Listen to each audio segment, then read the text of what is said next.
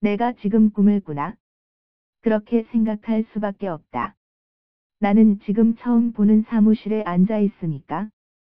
그것도 어마어마하게 크고 좋은 사무실에. 눈은 즐겁지만 있으면 안 되는 곳에 와 있는 느낌이라 부담스럽다.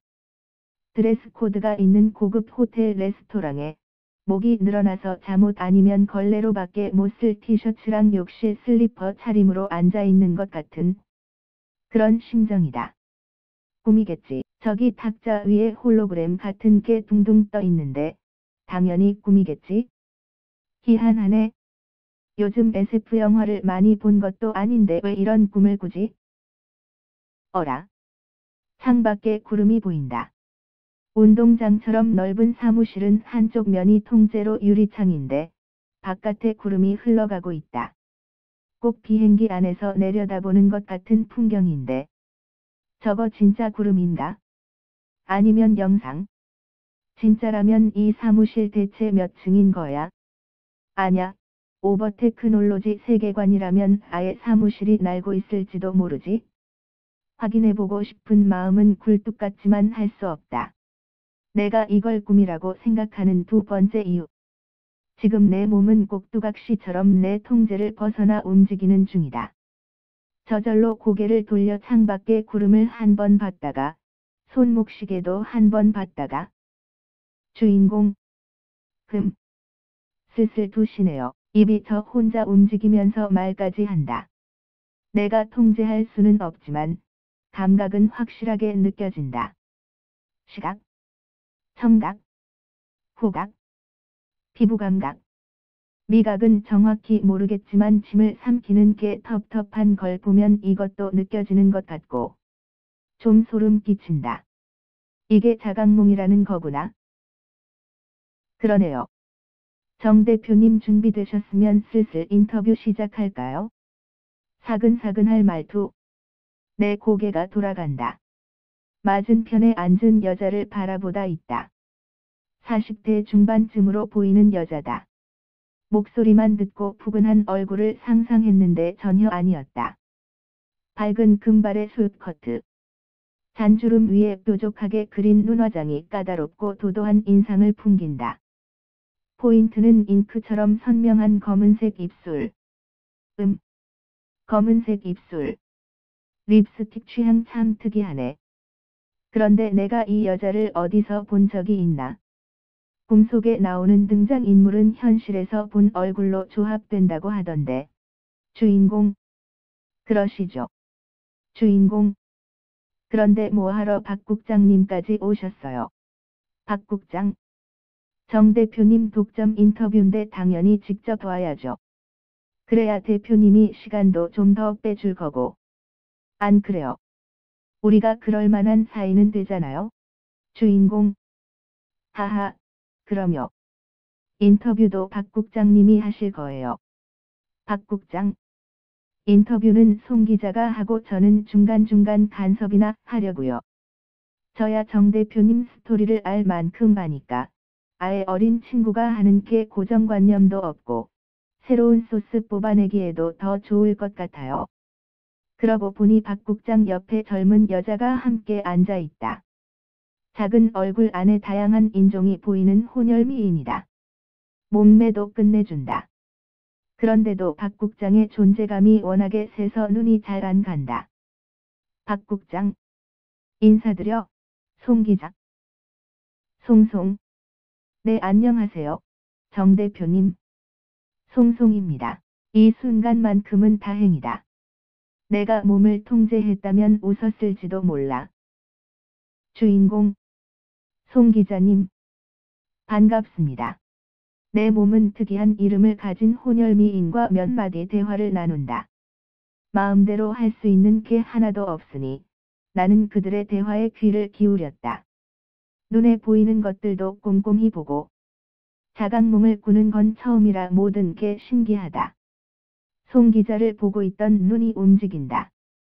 컴퓨터나 TV의 모니터가 아닐까 싶은 화면이 스치듯 보였다. 까맣고 반들반들한 화면 위로 떠오른 얼굴도 잠깐이었지만 똑똑히 확인했다. 내 얼굴은 20년쯤 늙은 모습이었다. 어쩐지 중년 나이인 박 국장이랑 너무 편하게 대화한다 싶었지. 몸이 또 움직인다. 이번엔 아래를 내려다보며 옷차림을 단정하게 고친다. 영국에서 비밀요원으로 활동 중인 신사들이 입을 것 같은 클래식한 정장. 넥타이. 손목에 착 감기는 가죽 시계. 명품을 잘 모르는 내가 보기에도 한두 푼 하는 물건들은 아닌 것 같다. 나 돈 좀 버나 본데.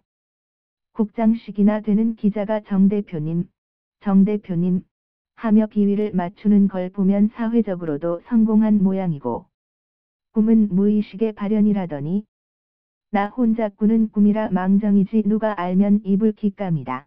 송송. 자, 그럼. 송송. 정선우 대표님 하면 아무래도 성공 스토리를 빼놓을 수가 없는데요. 밑바닥에서 시작해서 실전팔기의 노력 끝에 이렇게 글로벌 매니지먼트사의 대표가 되셨으니까요. 우에서 처음 일을 시작하셨는데 처음 출근하던 날 혹시 기억하세요? 송 기자가 잔뜩 긴장한 티를 내며 인터뷰를 시작한다. 주인공. 그럼요. 오래전인데도 그날은 기억이 생생해요. 첫 출근이라 잠이 안 와서 뒤척이고 있었는데 갑자기 새벽 4시까지 회사로 오라고 연락을 받았거든요. 한숨도 못 자고 형차 얻어 타고 바로 출근했었죠. 송송. 사회인으로서의 첫날은 어떠셨어요? 주인공. 아, 그날 정말 다이나믹했어요. 송송. 어떤 점이요? 주인공. 매니지먼트 사업부에 지원할 때까지만 해도 저는 당연히 배우를 담당하게 될 줄 알았어요. 워낙 영화랑 드라마를 좋아했고 제 손으로 직접 세계적인 배우를 키우는 게 꿈이었으니까. 면접 때도 그걸 강하게 어필했었는데. 주인공. 막상 출근하고 보니까 데뷔 2년차 걸그룹 팀으로 배정된 거에 얼씨구. 혹시 내가 첫 출근 때문에 스트레스를 많이 받았나? 그래서 이런 꿈을 꾸나? 나는 실제로 우에 입사 면접을 받고 합격 통지를 받았고 첫 출근을 앞두고 있다. 배우를 담당하고 싶은 것도 맞다. 내가 우에 지원한 이유도 배우 풀이 넓고 탄탄하기 때문이다. 그 중엔 충무로 흥행보증수표나 한류스타 같은 타이틀을 달고 있는 톱스타도 여럿이고 작은 배역이지만 할리우드로 진출한 배우도 있다. 우에서 합격 통보를 들은 이후부터는 어떤 배우에게 배정될지에 대한 기대와 걱정으로 밤잠도 설쳤다. 그런데 난데없이 걸그룹. 이름은 모르지만 우에 걸그룹이 있다는 건 안다. 설립 이후 쭉 배우들의 매니지먼트만 담당하다가 몇 년 전부터 아이돌 기획으로 영역을 확장했다고 들었다. 아이돌 산업이 레드오션이라고들 하지만 그래도 일단 띄우기만 하면 수익성이 좋으니까. 처음 기획한 건 11인조 보이그룹인데 전생에 나라를 구했는지 1집 앨범을 발매하자마자 빵 떴다. 괴물 신인이라고 불리며 그해 신인상이란 상은 다 휩쓴 효자그룹이라고 우에 기사에서 봤다. 그룹 이름은 가물가물한데 별명은 기억난다. 초등학생들이 환장한다고 초통령. 데뷔한 그 해의 투자금 회수, 흑자로 돌아서며 돈을 갈퀴로 쓸어 담았댔지. 그 성공에 고무된 우는 기들이 벌어온 돈을 그대로 다시 투자해 본격적으로 아이돌을 키우기 위한 인하우스 시스템을 구축했고 새로운 걸그룹을 시장에 내놓았다. 내가 아는 건 딱 여기까지다. 내가 읽은 우 기사들에는 걸그룹에 대한 정보가 많지 않았으니까 뭐 망했나 보지. 그 이상은 관심이 없어서 알아보지도 않았다.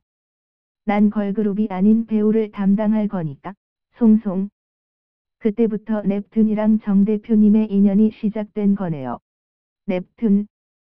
한때 유행했던 TV 만화의 미소녀 전사가 생각나는 팀명인데.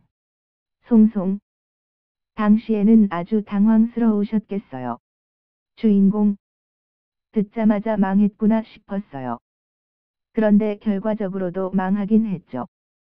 출근 첫날부터 완전히 찍혔거든요. 송송. 네. 찍혀요. 주인공. 그때야 저도 사회초년생이었고 배정이 마음에 안 든다는 티가 확 났을 텐데 첫인상이 좋았을 리가 없죠. 지금 생각해보면 그때부터 고생문이 활짝 열렸던 거죠. 제 인생을 칠전팔기라고들 하지만 첫날 첫 단추를 잘못 끼우지만 않았으면 그렇게까지 넘어지진 않았을 거예요. 오야, 정선우. 머리는 무겁고 가슴은 답답하다. 오랫동안 잠수를 하다가 수면 위로 떠오른 기분이다. 아래를 내려다보니 안전벨트가 가슴을 짓누르고 있다. 벨트를 풀고 기침을 했다. 옆에 앉은 사람이 내 어깨를 두드린다. 누구지? 아, 형 두꺼운 불태 안경과 심심한 얼굴. 형이 맞다. 주위를 둘러보자 크고 멋진 사무실은 온데간데 없다. 여긴 형의 차 아니다. 주인공. 뭐야? 형. 뭐긴 뭐야? 다 왔어. 첫 출근하는 놈이 정신 번쩍 차려야지. 너 선배들 앞에서도 멍 때리고 그러면 안 된다. 내가 매니저는 잘 모르지만 어떤 직업이든 신입은 무조건 빠릿빠릿해야 돼. 주인공. 멍 때린 게 아니라 깜빡 졸았나 봐. 형. 졸긴. 너 10초 전에도 나랑 얘기하고 있었는데. 눈도 뜨고 있었고. 주인공. 무슨 소리야? 나 꿈도 꿨는데. 형. 10초 만에 잠들어서 꿈까지 꿨다고. 형이 비웃는다. 내가 생각해도 그렇다. 그런데 난 분명 꿈을 꿨다. 그것도 자각몽. 꿈속에서 보고 들은 게 생생하게 기억난다. 커다란 사무실. 좀 늙은 내 모습. 박 국장. 송 기자. 2년차 걸그룹 넵튠이라는 이름까지. 그런데 10초 전까지 멀쩡하게 얘기 중이었다고. 김현증도 아닌데 그렇게 갑자기 잠드는 게 가능한가? 별일이 다 있네. 주인공. 피곤해서 기절했나? 꿈도 되게 희한한 꿈 꿨어, 형. 무슨 꿈? 주인공. 내가 매니지먼트 회사 대표였어. 형. 그거 길몽이네. 주인공. 아냐. 딱 거기까지만 좋았어. 인터뷰하면서 옛날 얘기를 하는데 기가 차서. 후에 첫 출근을 했는데 배우가 아니라 2년차 걸그룹 팀으로 배정됐대. 그리고 선배한테 찍혀서 고생문이 열렸다고. 에이씨 개꿈이야. 이거. 형이 바람 빠지는 소리를 내며 웃는다. 형. 걸그룹. 그것도 괜찮잖아. 재밌을 것 같은데. 주인공. 재밌긴 뭐가 재밌어. 형. 너 애 보는 거 잘 하잖아. 비슷하지 않을까? 주인공. 무슨 헛소리야? 그리고 난 아이돌 매니저는 별로야. 아이돌이 싫다는 건 아니다. 걸그룹 좋지. 예쁘고, 귀엽고, 섹시하고. 얼마나 좋아. 하지만 아이돌 매니저를 하는 건 싫다. 아이돌을 키우는 사람이 되는 건 거대한 공장 시스템의 부품 중 하나가 되는 것처럼 느껴질 것 같아서. 아이돌은 그 공장에서 찍어내는 규격화된 제품이고 그에 반해 배우는 내 손으로 직접 만드는 수제품 같다. 대중에게 작품성을 인정받든 못 받든 어쨌든 세상에서 하나밖에 없는 작품. 물론 내 개인적인 생각이다. 형. 이왕이면 너 좋아하는 여배우한테 배정됐으면 좋겠네. 행운을 빈다. 주인공. 제발. 손목시계를 확인하고 차 문을 열었다. 주인공. 나 이제 출근한다. 첫날인데 일찍 들어가서 상황 파악부터 해야지. 형. 그래. 끝나면 연락해. 밤에 한잔 해야지. 주인공. 지금 몇 시지? 형. 새벽 3시 반. 주인공. 첫날부터 이 시간에 출근하는데 과연 퇴근은 제 시간에 할 수 있을까? 나와 형은 사이좋게 하하 웃었다. 밖은 아직 깜깜하다. 먹구름이 끼었는지 별빛도 달빛도 없는 우중충한 하늘. 날 밝으려면 한참 남았다. 이 바닥이 출근 시간 퇴근 시간 대중 없다는 거야 알고 있었지만 첫 출근을 새벽에 하게 될 줄이야. 주인공. 어쨌든 상황 봐서 연락할게. 태워다줘서 고마워. 형. 그래. 화이팅. 차에서 내리자 차갑고 텁텁한 새벽 공기가 정신을 번쩍 들게 한다. 나는 기지개를 켜고 청담동 빌딩 숲으로 들어갔다.